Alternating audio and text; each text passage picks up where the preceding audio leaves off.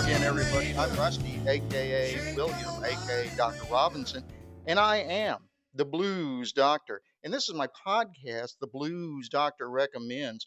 We've got some special video for you this week for the holiday weekend. But first, I want to remind you to hit the bell, share, make comments, do all of those things. And we've got a little extra video this week. Hello, podcast fans. This is Dr. Rusty, and we're on the back deck of the Blues Doctor's office here in fabulous Orange Beach, Alabama. As you can see over my left shoulder here, that's the canal in the back of the Blues Doctor's office. And if you look about 150 yards or so further back, you'll see Wolf Bay, which empties into the Gulf of Mexico. So we're right on the Gulf. Fishing is great. This water is brackish, so you can catch both fresh and saltwater species in it, which is a lot of fun. But the real reason we're out here today is because we're going to show you what's new at the doctor's office. So I'm going to walk over this way. It's a little messy because we're not completely finished with all the touch-up work. But as you can see, the cement pond. And someone did get the right answer on the cement pond in the comments, and I will be sending out a prize to that person.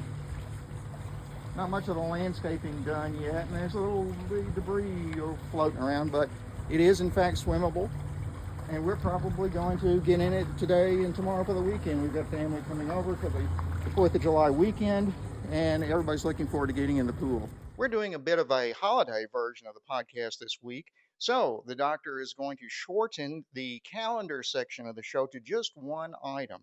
And this is an item that I actually happened to be present at, and this was on July 4th, 1976. So the bicentennial, if you can remember back that far. So in Memphis, Tennessee, on that day, there was a concert in the Liberty Bowl Memorial Stadium, which seats about 75,000 people. There were 4 acts at that concert. The opening act was the Outlaws. The next act was Blue Oyster Cult. The next act was Lynyrd Skynyrd, and the final, the headliner, was the legendary ZZ Top. And I was there for all of it. I remember it was god awful hot. They were spraying the crowds with hoses. They were trying to pass around jugs of water, but they quit doing that because they realized that people were spiking the water with LSD and other things, so they had to stop doing that. The marijuana smoke on the field was very thick. They actually let you down on the field in front of the stage to watch. You could sit, you could do whatever. At any rate, the show was fabulous. It was ZZ Top's worldwide Texas tour in 1976 that featured livestock on stage with the band during the show, which I always thought was amazing. They didn't spook the cows and the vulture and some horses, and I don't know what all else they had up there. But Billy Gibbons used to joke that they had to take better care of those animals than they took care of the guys in the band because of the rules surrounding using animals on stage. At any rate, it's a great show. I remember it to this day.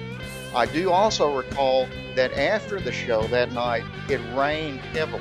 And then about a week later, marijuana started sprouting in the field because it was real grass at that time in the Liberty Bowl.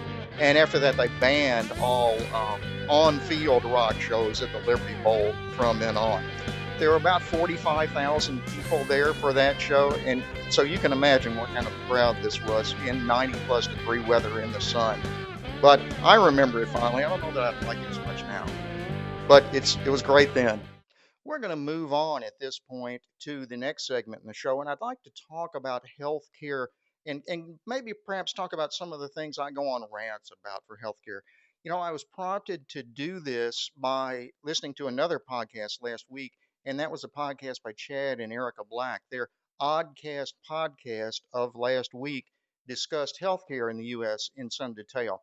And that prompted me to start thinking about it. You know, I spent 40 odd years or so in healthcare in the United States, and it took most of those years to try to get a handle on it. And I'm still sure I don't understand it fully now, but what I do know is that healthcare in the US as of right now is badly broken, particularly the way we pay for it.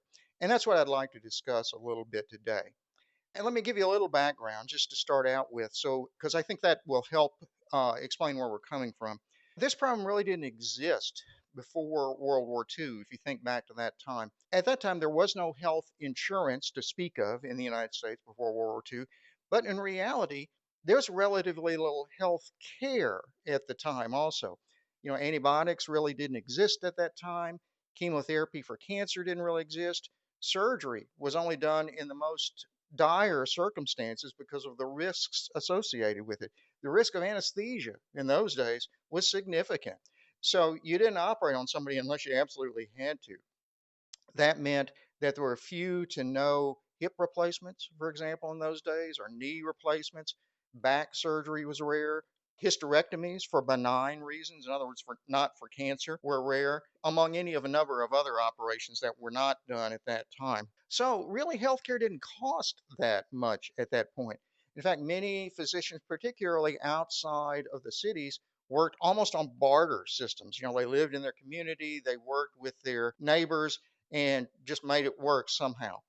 In the cities, the hospitals came to be, but they were much different from hospitals now. Most hospitals in those days were created by nonprofits. For example, in New Orleans, where I've been for many years, Charity Hospital was started in 1736, I believe that's right, as a hospital to treat patients who had no money. That's what started was. Is what it was until the day it finally closed. But at any rate, it was run at various times by the Sisters of Charity religious organization. It was run at times by the state of Louisiana. But the purpose behind it remained the same. That was to take care of people who could not afford to go elsewhere. And it did that very well for many years. Another example was the City of Memphis Hospital.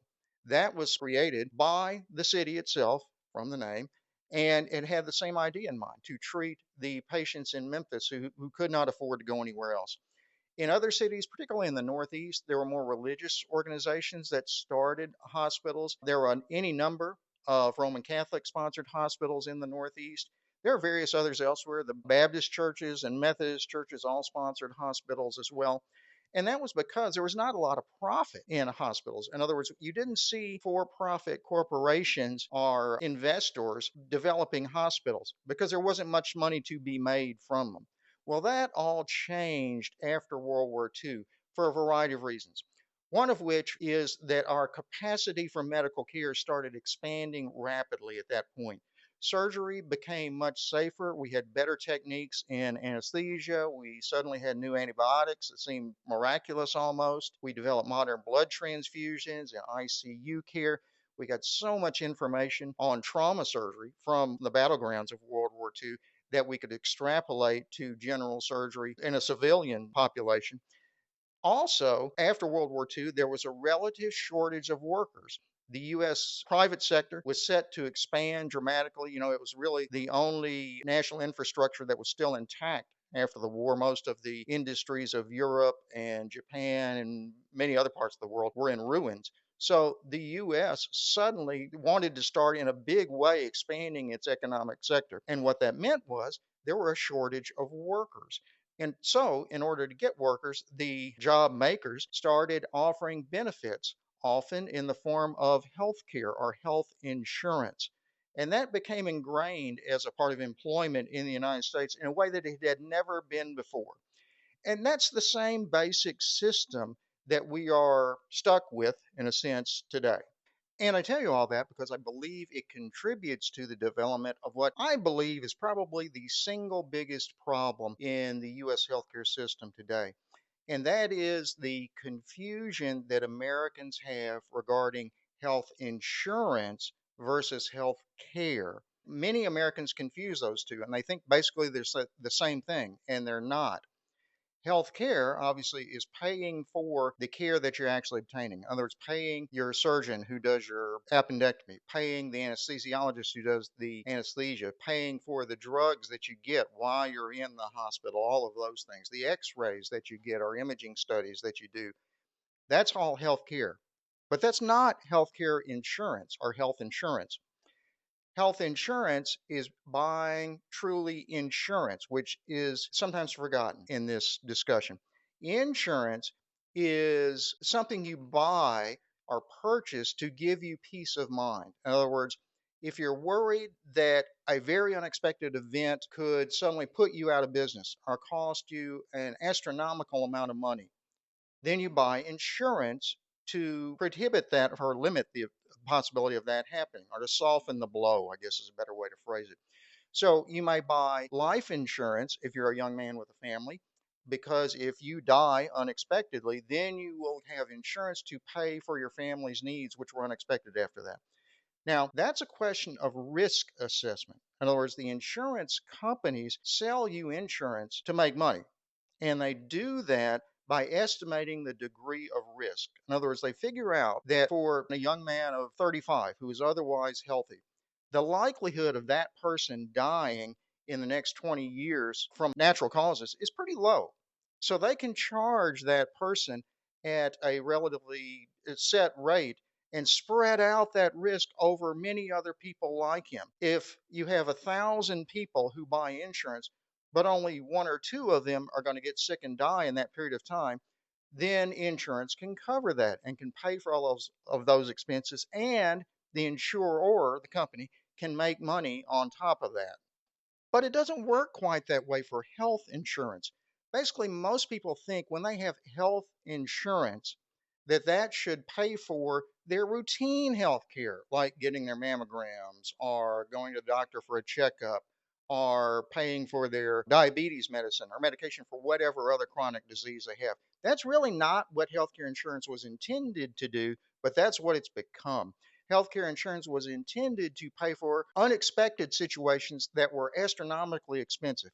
And I tell you that because we had a personal experience. My wife and I had a personal experience with this. Our fourth child was born in 1995, and at birth, he developed a very severe pneumonia. It was so severe to the point that he was placed on a ventilator within a few hours of birth, and they still could not keep him aerated, could not keep him oxygenated.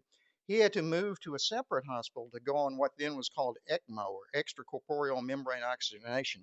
And basically, that was a heart lung bypass machine that was kind of still experimental in those days, and it was wildly expensive to use that. It took the staff, 2 and 3 people at a time, 24 hours a day to keep it going.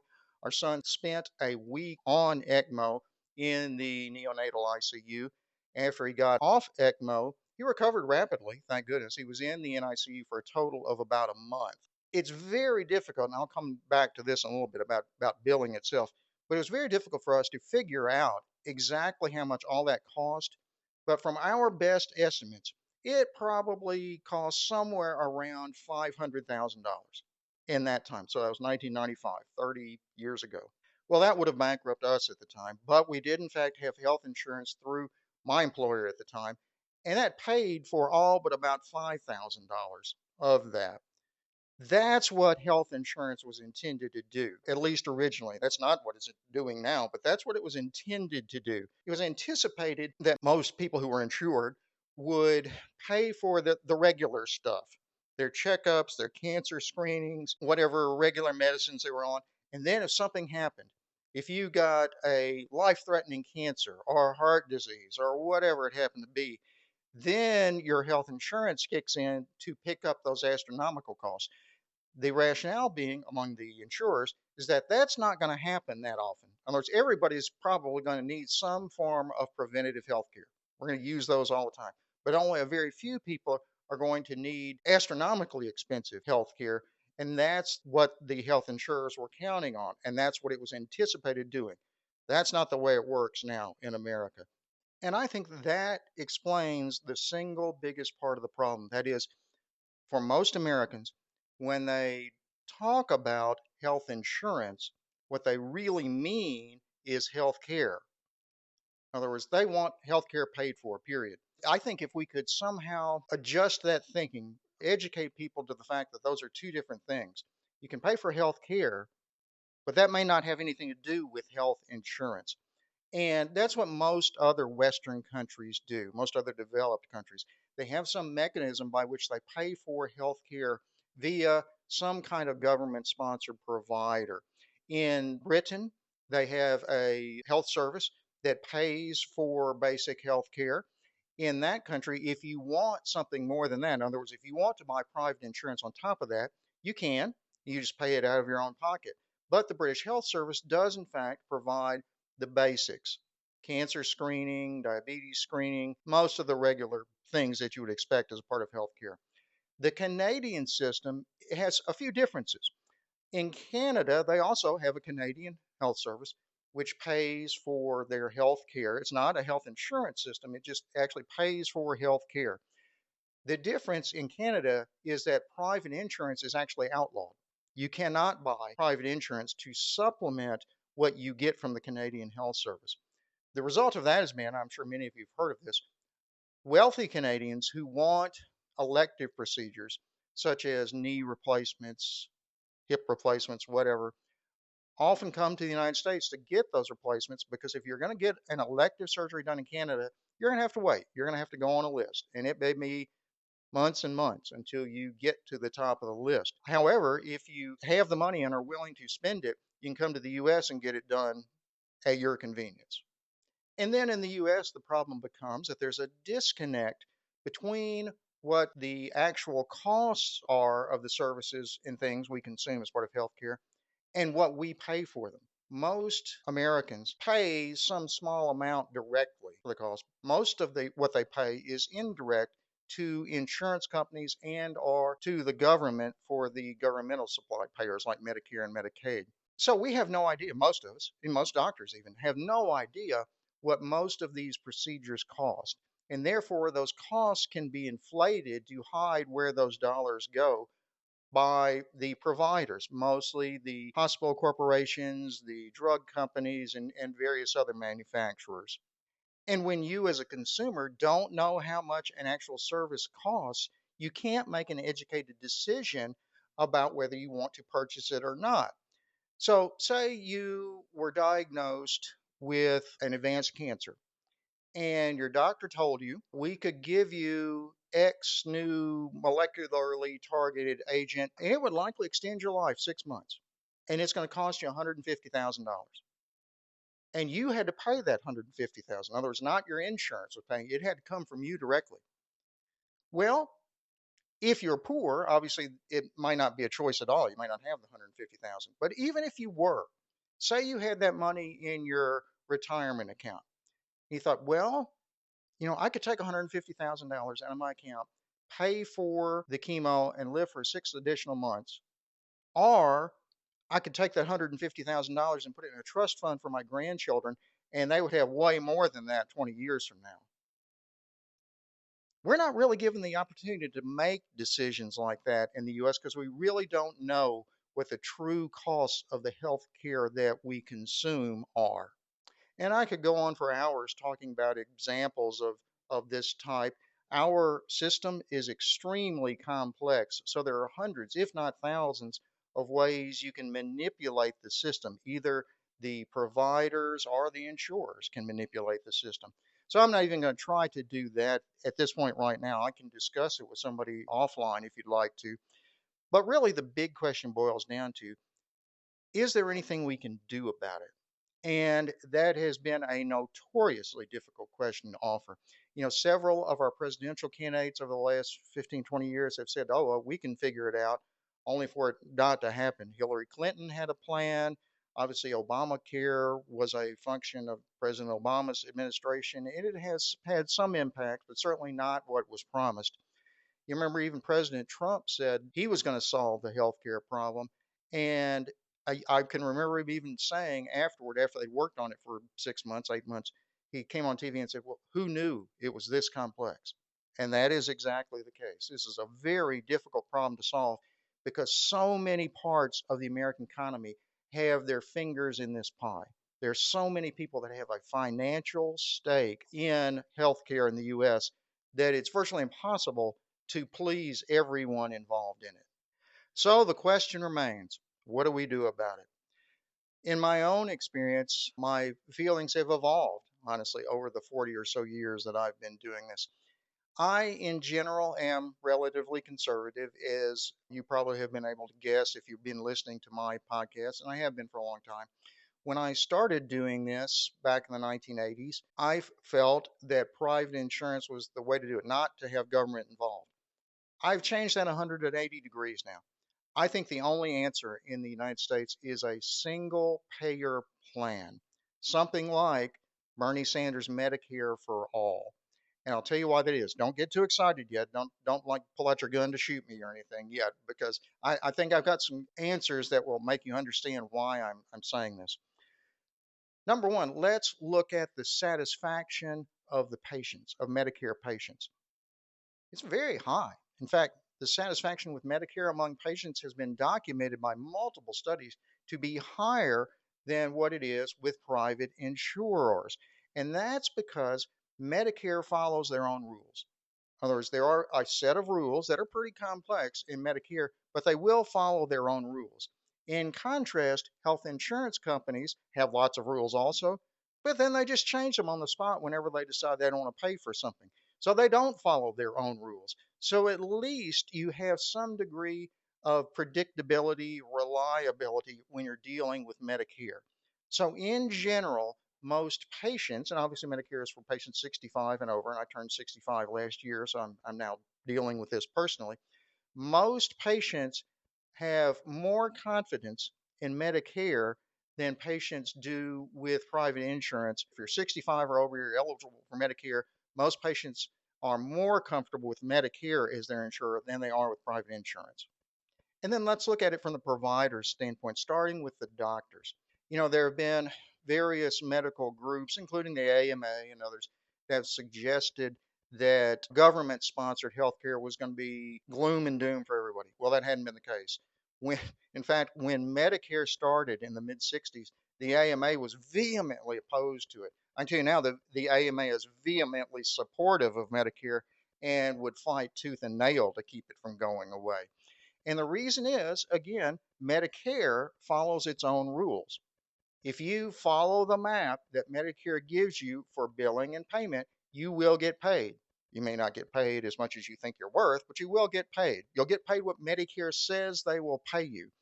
As a result, doctors in general are very comfortable working with Medicare. In fact, virtually all doctors in the United States, outside of maybe pediatricians and obstetricians, use Medicare as their largest single source of income.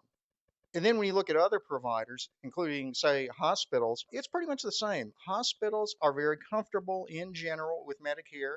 While they may not pay quite as much as some private insurance plans do, the billing and collections are more predictable and they're easier. So most hospitals, I won't say all, but most big hospital corporations particularly, are very comfortable with Medicare.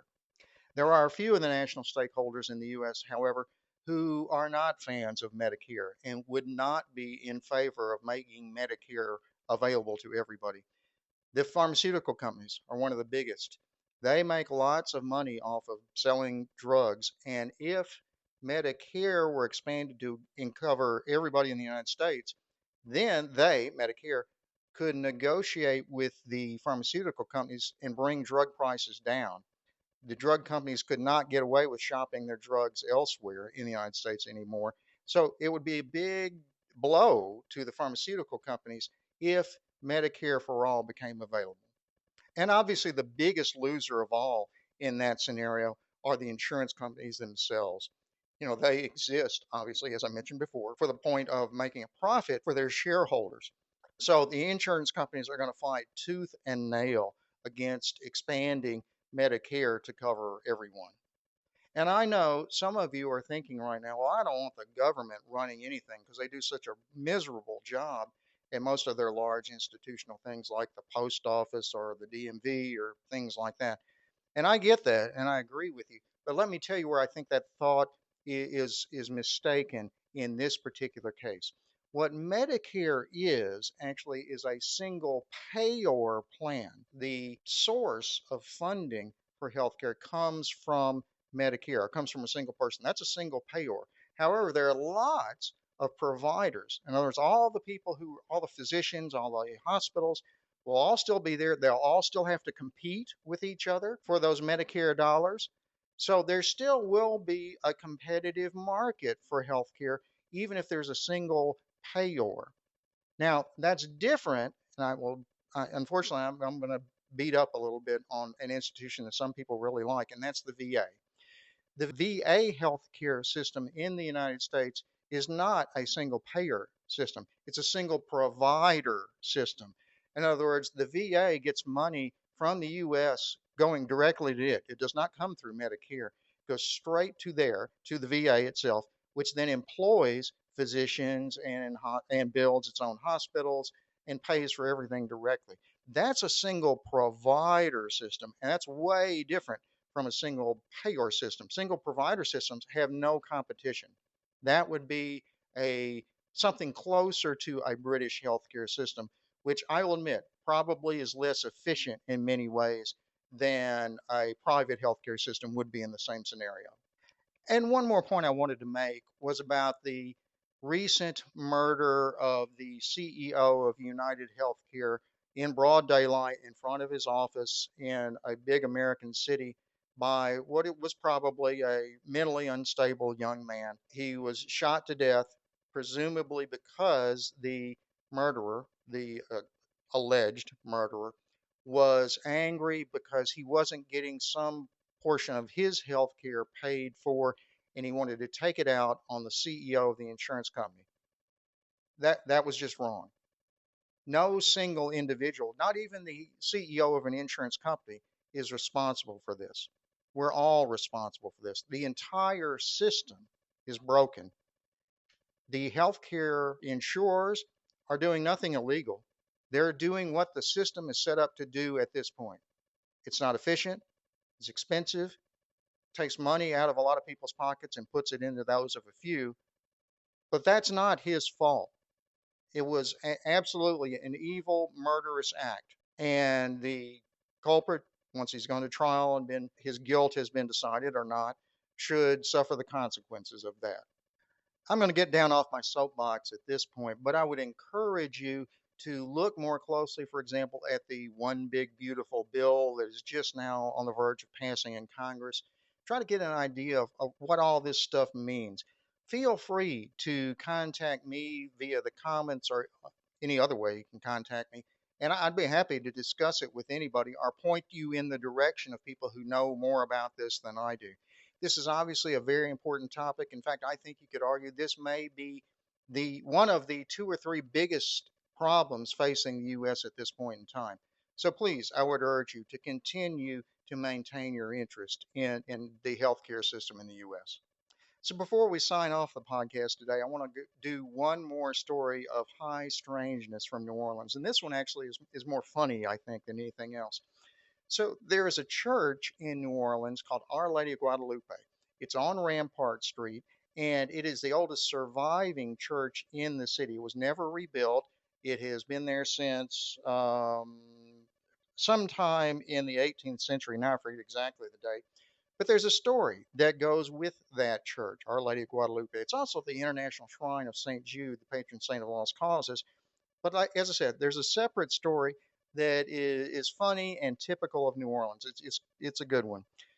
So sometime around 1921, a packing crate came to the church, to Our Lady of Guadalupe, and the nuns, the sisters who ran the church, saw the crate, and stamped on the crate itself were the letters EXPEDITE, or expedite, I guess, if you want to pronounce it that way. Well, the nuns didn't really know what that meant, and they went ahead and opened up the package, and it was a statue that was not otherwise identified of what appeared to be a Roman soldier. He had his helmet, but he didn't have a sword, and he was carrying a palm branch, basically. There were no other names attached to it. None of them had ordered this particular statue. So they didn't know what exactly to do with it. So they decided he must be Saint Expedite, EXPEDITE. So they put Saint Expedite up in the side yard, the sacristy of the church, where it sits to this day. They wrote the name or carved the name into stone to place below it. And over the years, Saint Expedite became very popular with people in New Orleans who had never heard of him before, but decided that Saint Expedite was the patron saint of things that needed to be done right away or expeditiously. So a package that was marked like as say Federal Express might get a rush delivery today was marked a rush delivery or expedite in 1921 turned into Saint Expedite in New Orleans. And interestingly, St. Expedite gets almost as many viewers today at the same place, the same church on Rampart Street, as the International Shrine of St. Jude does. That tells you something about New Orleans, I guess. At any rate, it's a great story. Turns out there is, in fact, a St. Expeditius, who, in fact, was a Roman soldier who died in 303 AD, was martyred for converting to Christianity. But the sisters at Our Lady of Guadalupe apparently didn't have any idea who that was at the time. So they did the best they could, and we got a great story in New Orleans out of it. And that's about all I had today. I did want to mention before we go, the winner of the Cement Pond reference was actually Pyromedic 5008. He was the first. We had several other people answer it, but he got in before anybody else. So, Pyromedic, contact me in the comments or elsewhere. Let me know your name and address. Just send me a direct message, and I will send you that prize as soon as I can. I've already got an idea what the prize is going to be. Finally, as I say this time every time, please watch next week's podcast. Okay? See you later.